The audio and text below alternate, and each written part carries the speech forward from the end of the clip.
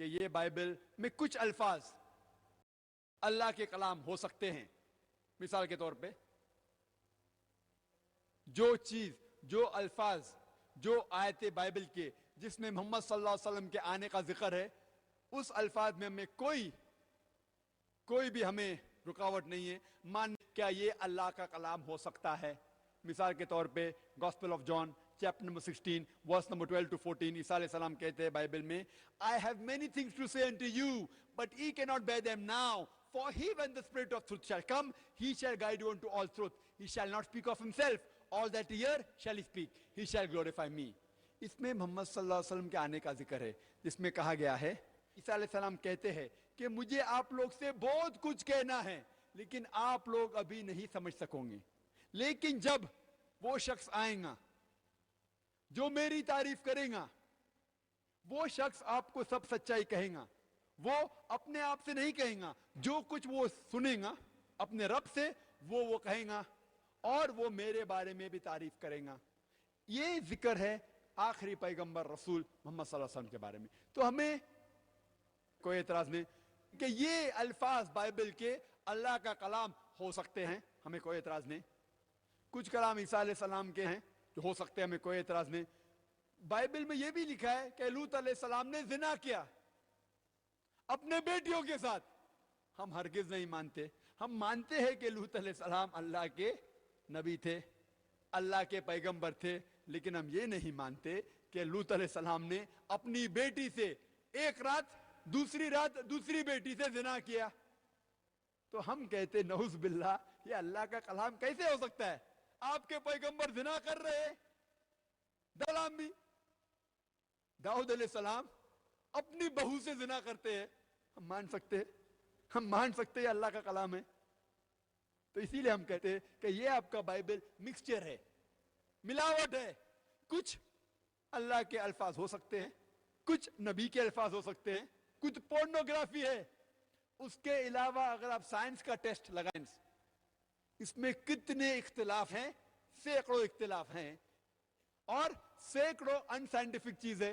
Bible میں لکھا ہے gospel of Matthew chapter number 4 verse number 8 کہ دنیا چپٹی ہے. ہم جانتے ہیں کہ دنیا گول ہے.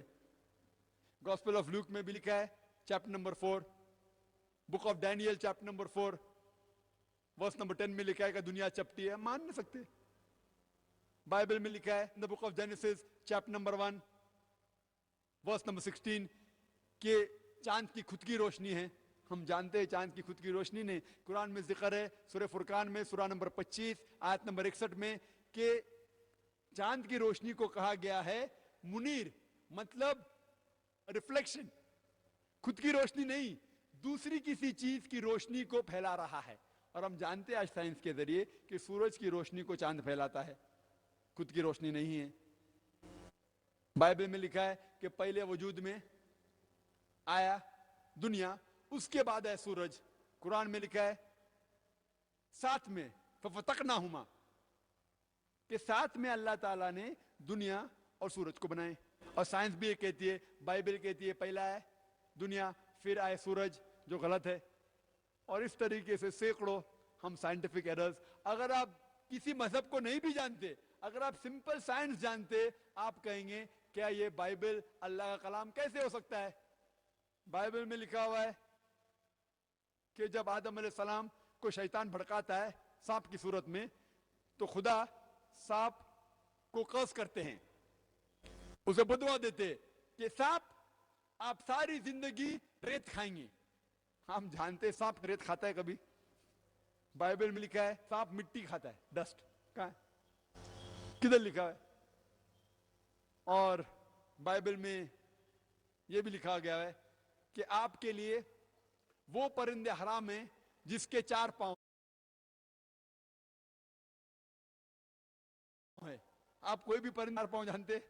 سب پرندے کے 2 پاؤں ہوتے. پرندے کے 4 پاؤں ہوتے. 4 پاؤں جانتے؟ سب پرندے کے 2 پاؤں ہوتے. پرندے کے 4 پاؤں ہوتے. تو وہ پرندے جس کے 4 پاؤں ہیں حرام ہیں. تو بائبل کو یہ نہیں پتا ہے، اللہ تعالیٰ کو نعوذ باللہ اگر وہ اللہ کا کلام ہے کہ پتہ نہیں کہ پرندے کے 2 پاؤں ہیں 4 پاؤں نہیں. ایسے کئی سینکڑوں چیزیں بائبل میں یہ بھی ذکر ہے کہ اگر کوئی گھر کو لیپریسی کوڑ ہو جاتی ہے تو اب کیا کرنا چاہیے؟ ایک پرندہ لینا چاہیے، پرندے کو کاٹنا چاہیے، اس کا چاہیے اور خون کو 7 بار گھر میں چھڑکنا چاہیے۔ ہم جانتے ہیں کہ خون جرمز اور بیکٹیریا کو پیدا کرتا ہے، خون کیسا صاف کر سکتا ہے؟ تو ایسے کئی کانٹرڈکشنز ہے بائبل میں، سائنٹیفک ایررز ہے، سینکڑوں میں نے لیکچر دیا ہے۔ Quran and the Bible in the light of science, ایک میرا مناظرہ ہوا تھا، مناظرہ ڈاکٹر ولیم کیمبل کے ساتھ، جس نے کتاب لکھی تھی کہ قرآن مجید میں 30 سائنٹیفک غلطیاں ہیں، کتاب لکھی تھی، اور 8 سال تک کے کوئی بھی مسلمان نے جواب نہیں دیا۔ تو اللہ کے فضل سے مجھے بلاوا آیا تھا امریکہ، تو میں شکاگو گیا تھا اور الحمدللہ وہاں ہر اس کے سوال کا جواب دیا اور کہا کہ قرآن مجید میں کوئی غلطی نہیں۔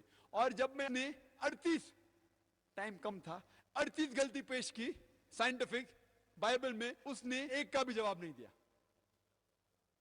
اور یہ مناظرہ موجود ہے ویڈیو کیسٹ پہ، اس کا ٹائٹل ہے، موضوع ہے Quran and the Bible in the light of science. اور یہ ولیم کیمبل امریکن ہے، سفید چمڑی امریکن،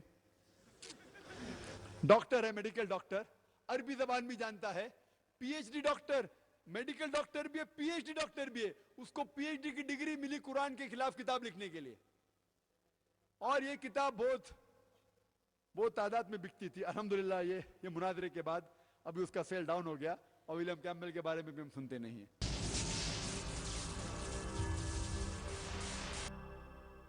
ایک میرا مناظرہ ہوا تھا، مناظرہ ڈاکٹر ولیم کیمبل کے ساتھ، جس نے کتاب لکھی تھی کہ قرآن مجید میں 30 سائنٹیفک غلطیاں ہیں، کتاب لکھی تھی، اور 8 سال تک کے کوئی بھی مسلمان نے جواب نہیں دیا۔ تو اللہ کے فضل سے مجھے بلاوا آیا تھا امریکہ، تو میں شکاگو گیا تھا اور الحمدللہ وہاں ہر اس کے سوال کا جواب دیا اور کہا کہ قرآن مجید میں کوئی غلطی نہیں۔ اور جب میں نے 38، ٹائم کم تھا، 38 غلطی پیش کی سائنٹیفک بائبل میں، اس نے ایک کا بھی جواب نہیں دیا۔ اور یہ مناظرہ موجود ہے ویڈیو کیسٹ پہ، اس کا ٹائٹل ہے، موضوع ہے Quran and the Bible in the light of science. اور یہ ولیم کیمبل امریکن ہے، سفید چمڑی امریکن، ڈاکٹر ہے، میڈیکل ڈاکٹر، عربی زبان بھی جانتا ہے، P H D doctor, medical doctor بھی ہے، پی ایچ ڈی ڈاکٹر بھی ہے۔ اس کو پی ایچ ڈی کی ڈگری ملی قرآن کے خلاف کتاب لکھنے کے لیے، اور یہ کتاب بہت تعداد میں بکتی تھی۔ الحمدللہ یہ مناظرے کے بعد ابھی اس کا سیل ڈاؤن ہو گیا، اور ولیم کیمبل کے بارے میں بھی ہم سنتے نہیں ہیں۔ ہمارے ایک دوست مسٹر جان جو کشمیر یونیورسٹی میں تعلیم پڑھتے ہیں، انہوں نے سوال کیا ہے، it is mentioned in the Quran and Hadith that even a smell of heaven is haram for devil Satan, then how he reached in the heaven and disturbed Adam?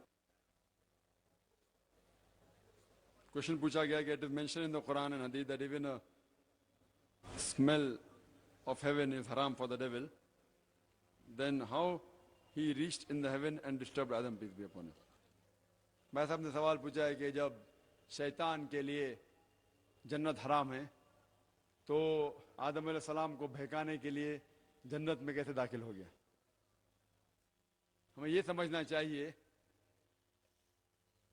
کہ جنت جس کا ذکر ہے قرآن مجید میں، آدم علیہ السلام تھے الحمدللہ، لیکن جب آدم علیہ السلام اور بیوی حوا، میں اللہ بھی پلیز ود دیم بوتھ، جب ان نے اللہ سبحانہ وتعالیٰ سے فرمایا کہ اس جھاڑ کی طرف مت جاؤ، اور وہ گئے اور پھر اپنی غلطی کا احساس کیا، اللہ تعالیٰ سے معافی مانگی، اللہ تعالیٰ نے معاف کیا، اور وہ شیطان نے انہیں بھڑکایا تھا۔ تو یہاں ہم دیکھتے اس کے بعد اللہ سبحانہ وتعالیٰ نے ان کو زمین پہ لے کے آیا، اور یہ جیسا اللہ تعالیٰ فرماتے سورہ ملک میں چیپٹر نمبر 67 ورس نمبر 2 میں، الذی خلق الموت والحیات، اللہ سبحانہ وتعالیٰ نے موت اور زندگی بنایا تو کہ وہ جانے آپ میں سے کون اچھے ہیں۔ یہ زندگی ہمارے لیے آخرت کے لیے امتحان ہے۔ تو جب ہم اس دنیا میں آئے تو سب نیچے آ گئے، آدم علیہ السلام، حوا اور شیطان بھی۔ اس کے بعد جب قرآن مجید میں یا حدیث میں ذکر ہے کہ شیطان کبھی بھی جنت میں نہیں جائے گا، وہ اس کے بعد ہے، جب نیچے آنے کے بعد، جب انسان نیچے دنیا میں آئے، اس کے بعد یہ ذکر ہے کہ شیطان کبھی بھی جنت کے نزدیک بھی نہیں آئے گا۔ اس ٹائم وہ الگ تھا، ابھی جب ہم इंसान जब आए और क़यामत के दिन पे हिसाब किताब होगा, उस हिसाब किताब के बाद तो शैतान, और जब शैतान का जिक्र आता है उसे सिर्फ इब्लीस ही नहीं होता है। कुरान मजीद में फरमाते हैं सूरह नास में, सूरह नंबर 114 में, कि शैतान जिन में से भी है और इंसान में से भी है। शैतान जिन में से भी, इंसान में से भी। तो जो कोई अल्लाह सुब्हाना व तआला की बात नहीं मानेगा और शैतान की बात मानेगा, वो भी शैतान में शुमार होता है। तो इंसान और जिन जो अल्लाह ताला की बात नहीं मानते, शिर्क करते, शैतान की बात मानते, उसे भी शैतान कहा जाता है। और ये लोग भी इंशाअल्लाह जन्नत के करीब कभी भी नहीं आएंगे और वो जहन्नम में जाएंगे। अब एक अहम सवाल इसी सिलसिले में आया है। हजर असवद हमारे अकीदे के मुताबिक जन्नत का पत्थर, जबकि हिंदू लोग उसे किसी भगवान भोलेनाथ का लाया कहते हैं। हम कैसे मुतमईन जवाब दे सकते हैं उनको कि ये काला पत्थर वाकई जन्नत से आया है? हिंदू ये सवाल करते हैं कि अगर हम पत्थर को पूजते हैं, तुम भी तो हज के मौके पर हजर असवद को चूमते हो। मोहम्मद अशरफ। ये बहुत अच्छा सवाल है कि कहते हैं कि ये हजर असवद, मुसलमान कहते हैं कि मूर्ति पूजा, पत्थर को पूजना हराम है, तो आप लोग हजर असवद को पूछते हैं, वो क्यों नहीं हराम है? और दूसरा सवाल कि ये हजर असवद इन्हों कहते हैं कि शंकर की मूर्ति, हम कहते हैं आसमान से है। ये कहते हैं, इसमें कोई तारीख की बात है ही नहीं। अगर वो कहते हैं तो क्यों नहीं मुसलमान बनते आप? अगर आप मानते हैं शंकर की मूर्ति, मुसलमान बन जाओ, कौन रोक रहा है आपको? हिकमत का जवाब है ये है क्या कोई, ये तो खाली फेंकने की बात है, कोई भी कुछ भी कह देता है, मान लेना जरूरी नहीं। लेकिन हिकमत है कि टर्न द टेबल्स ओवर, बाजी पलट लो। अगर आप कहते हैं शंकर की मूर्ति और वो है, तो आप मुसलमान क्यों नहीं बन जाते? लेकिन ये हकीकत बात नहीं है। हदीस में आता है कि वो पत्थर आसमान से, वो माने या ना माने। मेन सवाल ये है कि जब इस्लाम बुत परिस्थिति के खिलाफ है, तो हम हजर असवद को हम सिजदा करते हैं, हम हजर असवद को ही पूछते, तो आप और हम में फर्क क्या है? इसका जवाब है कि हजर असवद, काबा, कोई भी मुसलमान काबा की इबादत नहीं करता है, काबा को नहीं पूछता है, हजर असवद को नहीं पूछता है। काबा, हजर असवद हमारे लिए किबला है। किबला के मानी डायरेक्शन, किबला है। और हम मुसलमान हमेशा कांग्रीगेशन, एकता में मानते हैं। और कुरान मजीद की आयत है कि आप जहां भी हैं किबला की तरफ रुख करके नमाज पढ़ो। सूरह बकरा की आयत है। मिसाल के तौर पे आज अगर हमको नमाज पढ़ने का है, तो एक शख्स कहेगा कि हम पूरब की तरफ फेस करेंगे, एक कहेगा दक्षिण की तरफ, एक कहेगा नॉर्थ, साउथ, ईस्ट, वेस्ट, किस तरफ हम देख के नमाज पढ़े। तो एकता के लिए अल्लाह ताला फरमाते आप जिधर किधर भी है दुनिया में, काबा की तरफ, हजर असवद की तरफ मुंह करके नमाज पढ़ो। और मुसलमान पहले लोग थे जो ज्योग्राफी वर्ल्ड मैप ड्रॉ किए। अल-इदरूसी 1154 में वर्ल्ड मैप ड्रॉ किए। और जब मुसलमान वर्ल्ड मैप ड्रॉ करते थे, तो साउथ पोल ऊपर था और नॉर्थ पोल नीचे, और काबा अल्हम्दुलिल्लाह बीच में था। उसके बाद वेस्टर्नर्स, यूरोपियन लोग आए और मैप को उल्टा किए, north pole top, south pole down, north pole ऊपर, साउथ पोल नीचे। लेकिन अल्हम्दुलिल्लाह फिर भी काबा बीच में है। अब जिधर भी दुनिया में, अगर आप वेस्टर्न कंट्री में तो आप ईस्ट को फेस करेंगे, आप ईस्टर्न कंट्री में तो वेस्ट को फेस करेंगे, आप नॉर्थ में तो साउथ को फेस करेंगे, साउथ में है तो नॉर्थ को फेस करेंगे। जब यहां मुझे नमाज पढ़ना होता, मुझे पता नहीं किबला किधर है, तो मैं यही नहीं पूछता कि सूरज कहां डूब रहा है, क्योंकि सूरज कहां डूब रहा है वेस्ट में, और वहां नमाज पढ़ूंगा तो लोग बोलेंगे अरे सूरज को पूछता हूं। मैं पूछता हूं सूरज कहां से निकलता है, वहां से, अच्छा तो उल्टे जगह नमाज पढ़ता हूं मैं। हिकमत, हिकमत। तो काबा सिर्फ किबला है। और हम जब जाके तवाफ करते, लोग कहते हैं कि आप तवाफ क्यों करते हैं, क्या आप पूछते हैं? हम तवाफ करते हैं क्योंकि अल्लाह सुब्हाना व तआला और अल्लाह के रसूल ने कहा।